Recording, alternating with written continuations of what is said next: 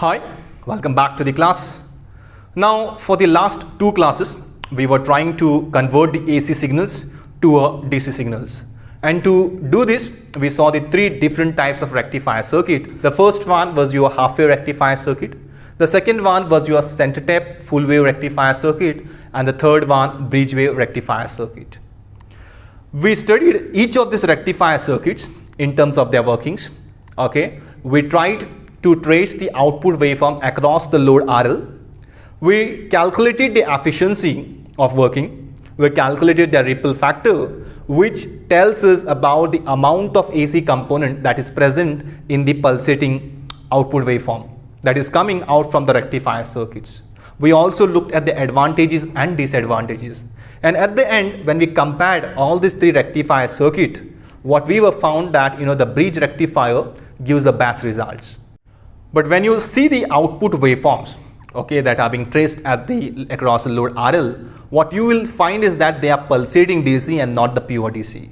Or else the things what we looked in short, this is the main power line, okay, that is a main power line is giving some very high voltage signal supplied. That is given to the, suppose this is my transformer, it can be step up or a step down as per the need. And from this transformer we have AC signals. These are the AC signals that have been given, okay, to the rectifier circuit. So here this is my rectifier circuit, rectifier. Yes, and from this rectifier circuit what we have is the output, okay, what you're going to get is the pulsating DC if you are making a use of a bridge rectifier. So this is having the component AC plus DC component. Alright, now we are interested in getting a flat line. So to get this flat line, what we can do is that we can include one more circuit before the load RL, and that circuit is your filter circuit. We call it as a filter circuit. So this is your filter circuit. And this filter circuit will reduce this AC component. Okay, I can say it to almost of 90 to 95%. There will be a reduction in this AC component. So after connecting this filter circuit, what you will get is that outputs something like this. Okay, so if you plot the graph, it will be something like this. So you will find that there is a reduction in the AC component at the output end. And then this further, again, if I want to comment on the output that you will be getting from the filter circuit, this will be not again a pure DC. These are not pure DC. And to make them a pure DC, what we can do is that we can connect some voltage regulated circuit. So that can be connected over here at the output end. So we can connect some voltage regulated circuit. So this is my voltage regulated circuit. This can be IC also. Okay. Yes. And then finally what you can do is that you can connect a load RL across this over here and you can ground it. So this is my load RL. So when you will be measuring the output that is coming from the voltage regulator circuit, so you will get a flat line like this. Yes. Now in this today's class, we will try to focus on the filter circuits. Yes, and we will try to reduce this AC component to about 90 to 95%.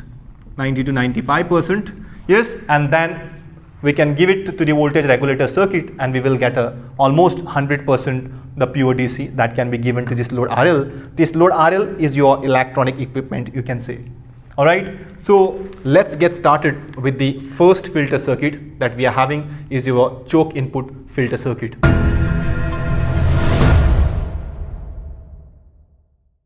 Now the circuit design for this choke input filter circuit, it consists of an inductor. So inductor L that is connected to a capacitor C, and this capacitor C is in parallel with the load RL that you will be connecting at the output side. So it's connected to a load RL at the output. Now this is your filter circuit. Now the input to this filter circuits are the output waveform that is coming from the any rectifier circuit. So let's take a bridge rectifier circuit. So this is my bridge rectifier, and the output that are coming from the bridge rectifiers, what we know is the pulsating DCs. So here let me show the output waveform. This is the output waveform for the full wave bridge rectifier circuit, or else for the center tap also. So this is my VM. So this is the V output. So the output waveform that we are getting from the bridge rectifiers is the pulsating output. So this is my pulsating DC. That is, you can say it's a mixture of AC plus the DC component. Yes, and we are giving this rectified output to the input of this filter circuit.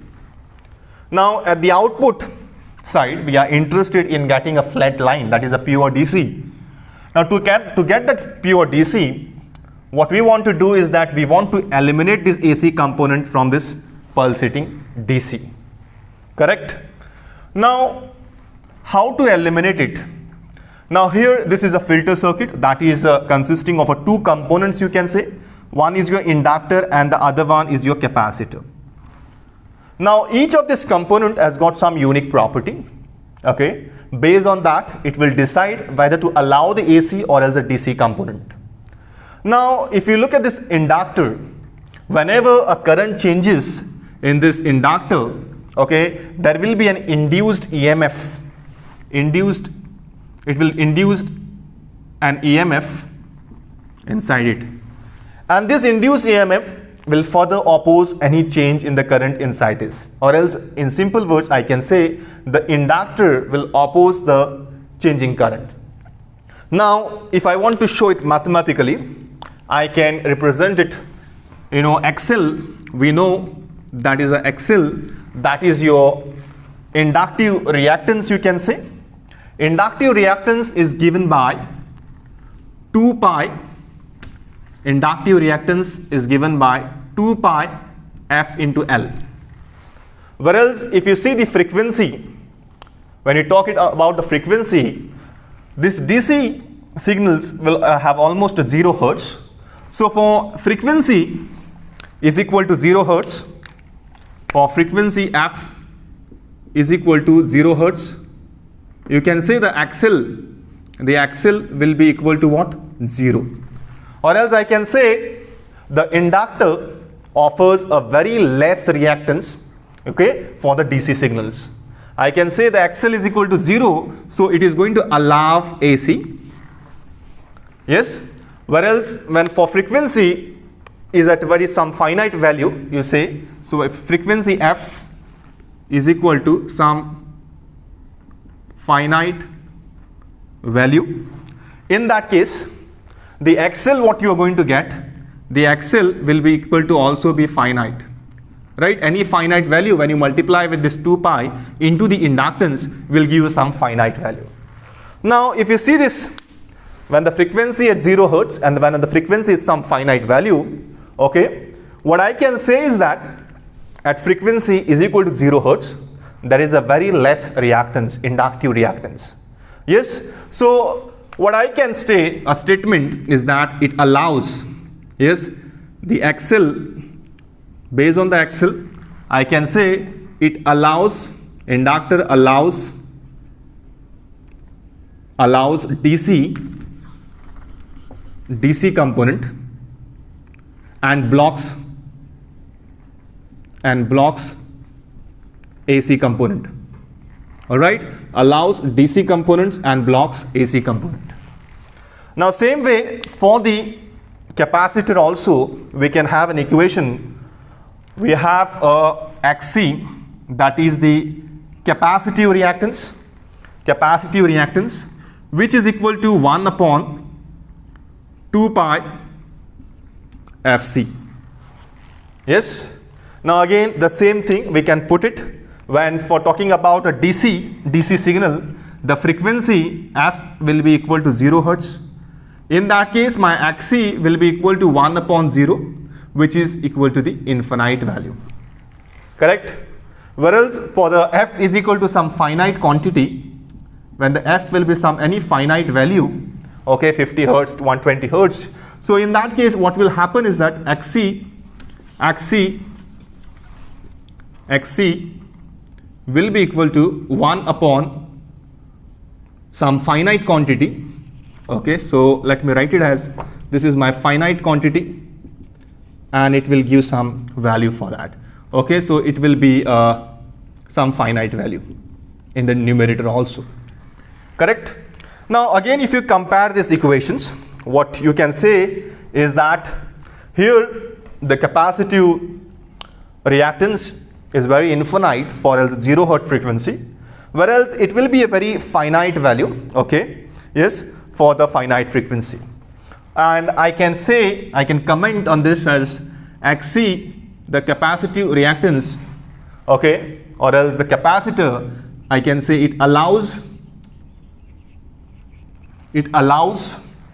the AC component, because a very small finite value is there for your capacitive reactance, so it allows the AC component, and it is going to block, it will block the DC component. Why it's blocking the DC component is because if you see this capacitive reactance value that is happening at the 0 hertz, it's infinite. That means a very infinite resistance. Yes, so this is the property of this inductor and the capacitor.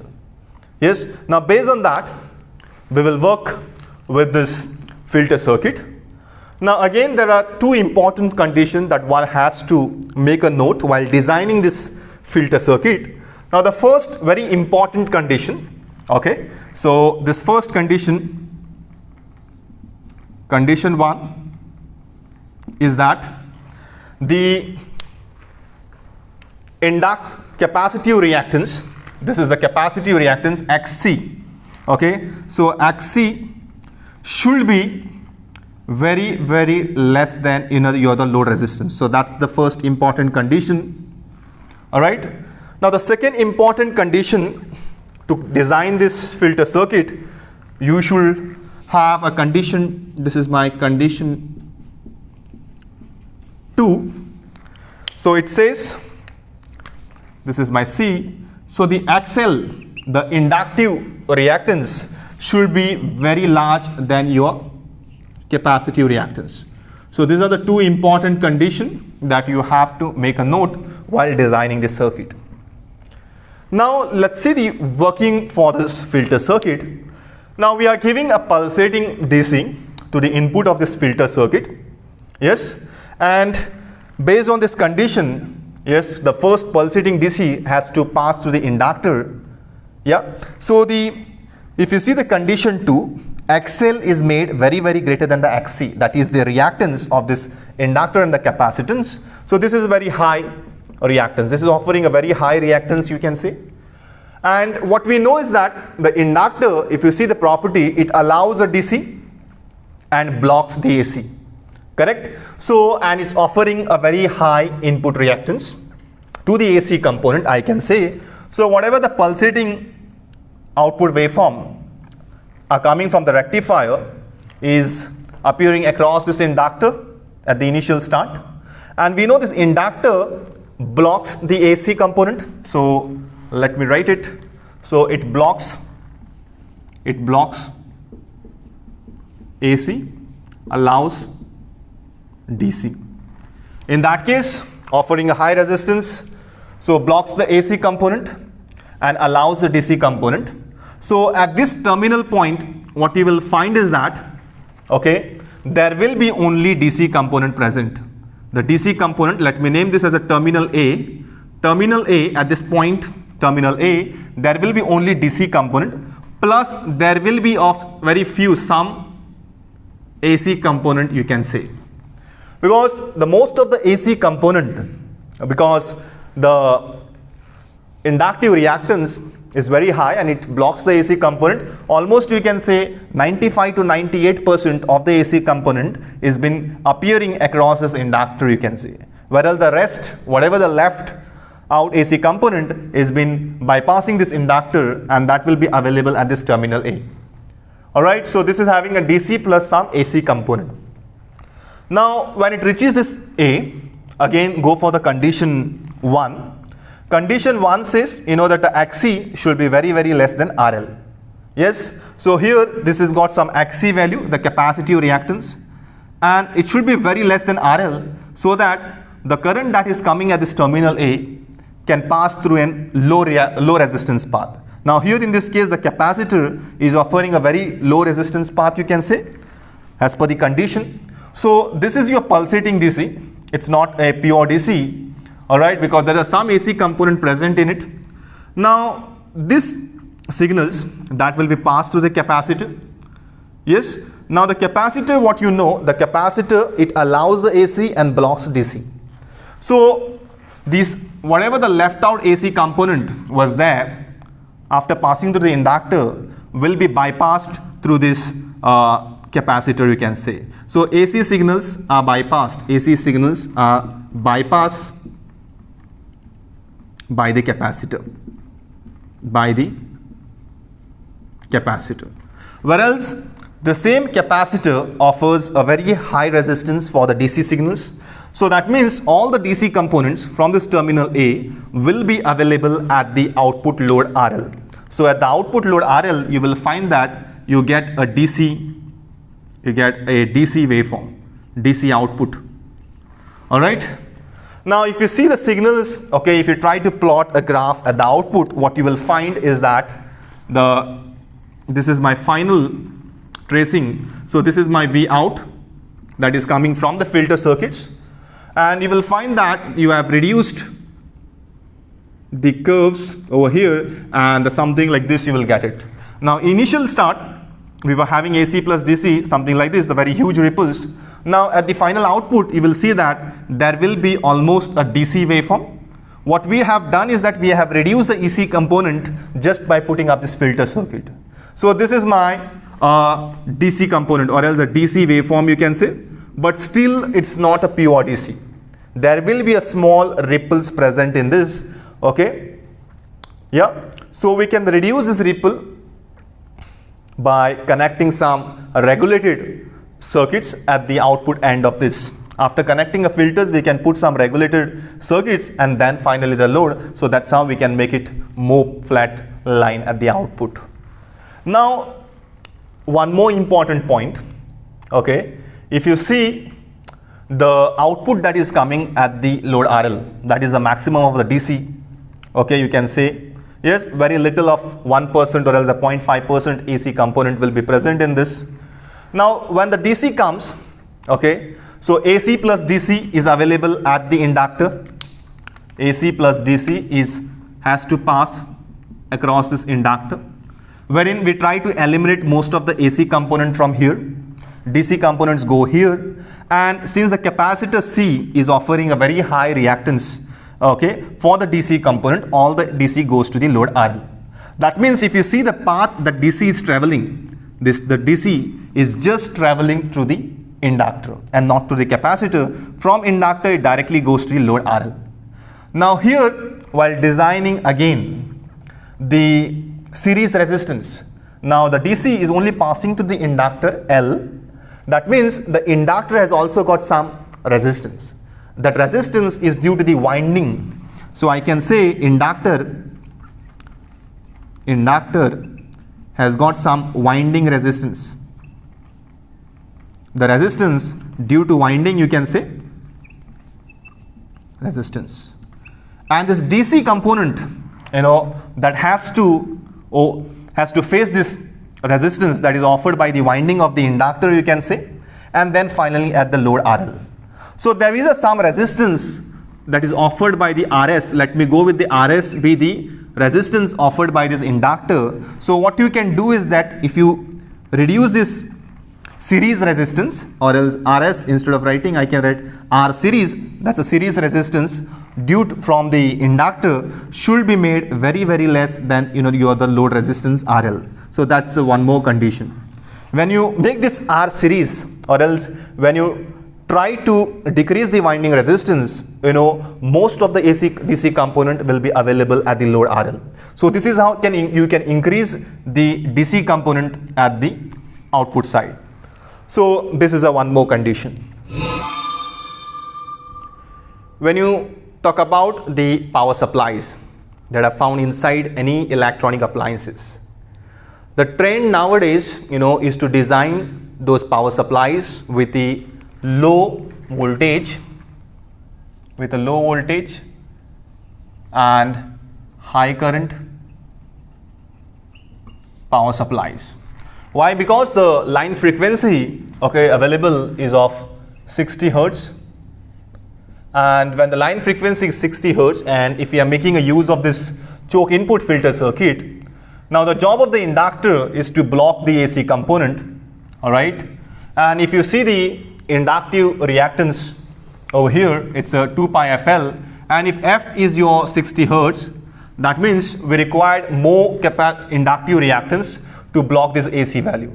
And how we can increase is that by increasing, even if you increase this inductance value, that is L, yes, increase in this inductance value L can give us the very high inductive reactance so that it can block the AC component of the pulsating DC.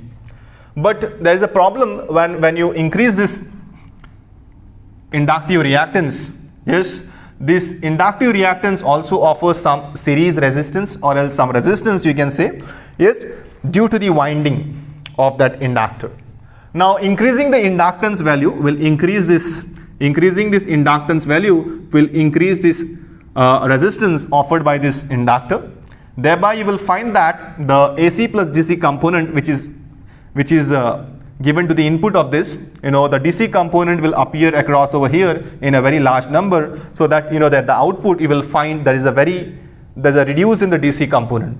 All right, so that is a one disadvantage of this choke input filter circuit.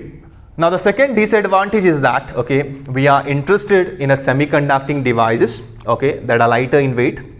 But now here in this case, when you make a use of this inductor input filter, if you know the nature of this inductor, it's bulkier in nature. That means the size and the cost of the production of this entire power supply will increase. So that is a big disadvantage of this. Now even if you comment on the output DC waveform that you are getting at the final across the load RL, it's just an average, I can say it's just an average of the rectified output over here. So the average will be somewhere here. So the final output what you will get is just the average of the rectified output. So this is all about your choke input filter circuit. And now let's see the capacitor input filter circuit. Now let's see the capacitor filter circuit. Over here again I have the same bridge rectifier, and these are my pulsating DC, or else the rectified output signals from this bridge rectifier. Now how to convert this pulsating DC to a pure DC with the help of a capacitor filter circuit? The design of this capacitor filter circuit is that we can connect a capacitor across the output of this rectified DC pulsating DC signal. So this is my capacitor C which I have connected across this rectified output, and the same capacitor C can be connected in parallel with the load RL that you will be connecting at the output end. So let this be my load RL.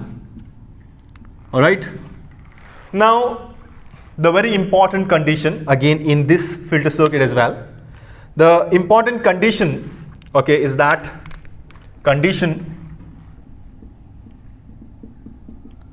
that you have to consider is that the RLC, the time constant, RLC time constant should be very large than the time period, of the rectified output, of you can say rectified output. All right, so this is a very important condition to design this filter circuit. Now let's see the working of this filter circuit. So here we have a rectified output is the same pulsating DC, what I have redrawn it over here. All right, so let this be the Vm, be the peak of this pulsating DC, that's the maximum voltage, and let this be happening at the pi by 2, okay, pi by 2. Now here let's initially assume that the capacitor is uncharged, okay. Now as you supply this pulsating DC to this capacitor filter circuit, the capacitor will start charge.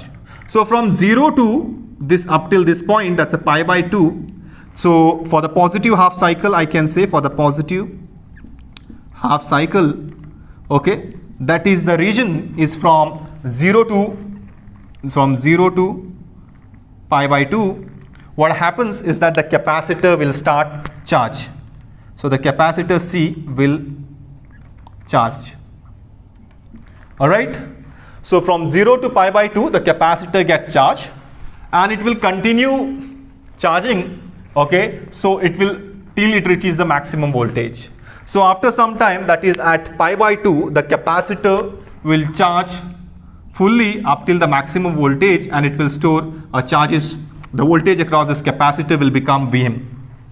Now after this Vm, after this peak voltage, okay, when you go for the region pi by 2 pi, okay, so from pi by 2 to the pi, yes, so what will happen is that the voltage across this capacitor will be less, because the voltage, that is the rectified output voltage which is supplied to the input of this, okay, it's getting decreased. All right, but the capacitor has already charged, okay, for this quarter half cycle of this rectified output. So now what happens is that the capacitor will start discharging through this load RL. Okay, the capacitor will start discharging through this load RL. So what I can write is that the capacitor C will discharge through load RL. All right, so the capacitor gets discharged. Now if I want to trace the output across this load RL, so what I can redraw, okay, I'll redraw the same waveform over here. So this is my V output. So let this be a voltage across, I'll write, that across the load RL. All right, so this is voltage across the load RL, and let this be my theta. So this is 0. So this is my pi, this is a 2 pi, and again 3 pi. So this is my pi, 2 pi, and this is 3 pi. So this is my pi by 2.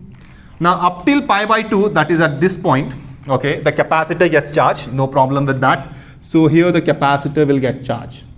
All right, but from pi by 2 to the pi, the voltage across this capacitor decreases because the capacitor is discharging to this load RL. All right, so here, so from this Vm, what I can say is that up from here, the capacitor will slowly start decreasing. So the blue color, what I have used is for the discharging of the capacitor. So this is discharging of capacitor, all right, through the load RL. Now if you see this, the capacitor is getting discharged very slightly.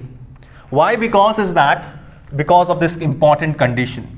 That is, we took initially when you design this filter circuit, you have to design it such a way that the RLC time constant, okay, should be very greater than the time period, that is time period of the rectified output. Now here this is my rectified output, these are the inputs to this filter circuit. Now if you see the measure the time period, okay, it should be very less, okay, if you compare with the time constant of this RLC time constant. Now suppose, imagine these waveforms are not there, okay, from pi onwards, the imagine you just eliminate this waveform. In that case, what will happen to this capacitor is, suppose the capacitor is charged initially, the waveform for the capacitor will be something, okay, so here this is the just I'm drawing the graph for the RLC time constant. So here the capacitor is initially charged, okay? It takes this cycle, okay? Just imagine this is being eliminated. So after some time there is no input given to this, okay? No input is given to that, but a capacitor is charged. In that case, what will happen, because of the RLC time constant is very large, the discharging path, okay, the discharge time period, it will be very large. From here, so this is my Vm that is happening at pi by 2, okay, so this is my Vm. So the capacitor will discharge something like this. Yes, so the time period taken to discharge is very large. Yeah, so that is the important point. Now here the discharging of the capacitor C is decreased, okay, so the voltage if you measure across the load RL is decreased slightly. Why? Because the time period is very large. Yes, once it decreases slightly, immediately the next input cycle comes. Now here you see it has reached up till here from Vm till this point. Yes, it will still go under the discharging path. If you eliminate the cycle after this pi region, okay, so this is the actual path the capacitor will discharge. But what happens is that being the input very less, the time period is very less, so immediately one more input cycle comes, okay, that is after the pi. Again there is a rise in this from here to here, again there is a rise. If you see this, there's a rise in the input signal. So what will happen is that the capacitor will again get charged from this region, from this region. If I choose this point, so let me choose this as my A point. So from this B point, and let this be the, yes, so when it reaches at the B point, so the capacitor will start charging again. Yeah, let me use the blue. So the capacitor will start charging again. And again after this Vm has reached, so again the capacitor will discharge with the same time period, something like this. Alright, and again the cycle will get repeat. Alright, and this is how the capacitor will charge and discharge for this waveform. Or else if I want to draw the output across this load RL, what I can draw is that the capacitor is getting charged up till the Vm, yes, and thereafter it slowly gets decreased, that's a discharge. But again at pi, yes, but again at the pi value, okay, the capacitor will start charging, and after some time, that is at this point, yes, once it reaches this point, the capacitor will start charging and you will get it. You will get it again to the high point, again decreasing, again like this. So you will find that, okay, we have somewhat made this pulsating DC to a smoother waveform, or else we have moving towards, I can say it's a flat line. It's not almost a flat line, but it's a little bit, I can say, it's better than this pulsating waveform what we were earlier getting. Alright, so here there are some ripple present. So this is not a pure DC. So this is not a pure DC. This is still a pulsating waveform, but we have managed to make this pulsating DC a more smoother. Now the same output we can again connect it to some voltage regulator, and we can get this ripples out from here, and thereby we will get a flat line. So that we can be done with the help of some IC regulator circuits. Okay, so that is done. So this is how the capacitor filter circuit works. Okay, the very main important condition is to this: the RLC time constant should be very greater than the time period of that. All right. Now the advantage of this capacitor filter circuit is that when you will be connecting a voltage regulator circuit at the output end of this capacitor filter circuit, what you will get is a flat line that we know. Okay, so this is your output waveform, and what you will get is your flat line. That is my pure DC. When you connect a voltage regulator circuit, so let this be a voltage across the load RL, and let this be my VDC voltage. Now when you make a use of such regulator circuit with this capacitor filter circuit, the VDC that you're going to get at across the load RL, what you will find is that the VDC at the load RL will be equal to the maximum voltage of the rectified output. Now, why this happen is because of the capacitor. If you see this first quarter cycle of this rectified waveform, that is from 0 to pi by 2, the capacitor is getting charged. Yes, and it gets charges till the maximum voltage, that is the Vm. So Vm is the maximum voltage available across the capacitor. Yes, so this is possible. If we connect some regulated circuit, that is possible to get a VDC which is exactly equal to the rectified output. But in the case of choke input filter circuit, what we get is the final DC, pure DC, even after connecting the voltage regulated circuit across the choke input filter circuit, what we were getting was that, the average value, okay, we were getting the average value of this rectified output signal for a choke input filter circuit. So now here, that's a big advantage of making a use of a capacitor filter circuit, that is because of this condition. Now there are some other advantages as well, like the size of this capacitor filter circuit is very small. The cost of production is here, again it's a low, alright, and these capacitor filter circuits are widely used, for the low load current, I can say, for low load current. Yes, and they are mostly preferred in the range of for the range of 50 milliamperes, for the range of 50 milliamperes or else close to that value. So these are the some advantages of the capacitor filter circuits. So that's all for this today's class. I take a pause and let's meet for the next class with some applications of the diodes. Thank you very much.